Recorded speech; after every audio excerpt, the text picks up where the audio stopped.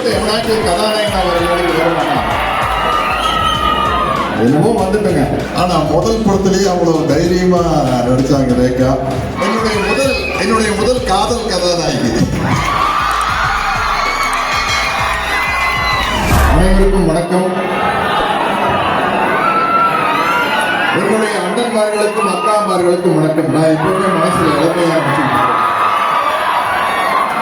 இங்க மேடையில் இருக்கிறவங்களை பத்தி பேச போனாலே எனக்கு 2 மணி நேரம் ஆகும். வெற்றிமாறன் சாரை பத்தி, அமீர் சாரை பத்தியும், வேல்ஸ் நம்ம கணேஷ் சாரை பத்தியும், அல்போன்ஸ் சிவசாமி அவரை பத்தியும் எல்லாரையும் பத்தி பேச ஆரம்பிச்சா, அவங்கள பத்தி பேச ஆரம்பிச்சாலே அவ்வளவு நேரம் ஆகுனா, அப்ப ரேகாவை பத்தி பேச ஆரம்பிச்சு அவ்வளவு நேரம் ஆகும். என்னுடைய முதல் காதல் கதாநாயகி. இல்ல, நான் சினிமாவில் வந்து எங்க காலத்துல வந்து எங்களுடைய மிகப்பெரிய கனவு, எங்களுடைய மிகப்பெரிய பிரமிப்பு வந்து பாரதி ராஜா என்ற ஒரு அற்புதம் தான். பாரதி ராஜாங்கிறது வந்து ஒரு அதிசயம். நான் 1976 சினிமா சான்ஸ் தேடி சென்னைக்கு வரும்போது நான் இங்க பார்த்த முதல் படம் 16 வயது படம். கடலோர கவிதையில் வந்து அந்த கதாநாயகனா போடுறாரு. என் வாழ்க்கையில முதல் முறையா கிளிசரின் போட்டு நடிச்ச கூட கடலோர கவிதை. அது வரைக்கும் 75 படத்தில் வில்லன் தான். அதை விட்டு போட்டு எவனாச்சும் கதாநாயகனா வரமாட்டான்.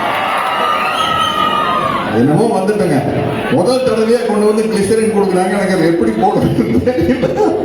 பாரதி ராஜா சார் வந்து ஏங்க ஒரு ஃபீலிங்கான சீனு நிஜமா அழ தெரியாது உங்களுக்கு அப்படின்னு. சார் எனக்கு கொஞ்சம் கிண்டலான ஆள் சார், எனக்கு அழகிற வர்றது ரொம்ப கஷ்டம் சார்.